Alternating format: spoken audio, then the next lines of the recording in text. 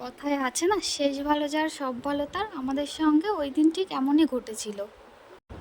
মনা মানে বড়দির মেয়ে মিষ্টি, ও আমাদের বাড়িতেই ছিল। প্ল্যান হয়েছিল আমরা রাতে বাইরে ডিনার করতে যাব। যথারীতি বেরিয়েও পড়েছিলাম।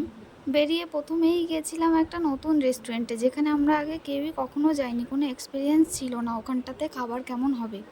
ওখানে গিয়ে আমরা ফার্স্ট স্টার্টার অর্ডার করেছিলাম, সেটা আমাদের ভীষণই বাজে লাগে।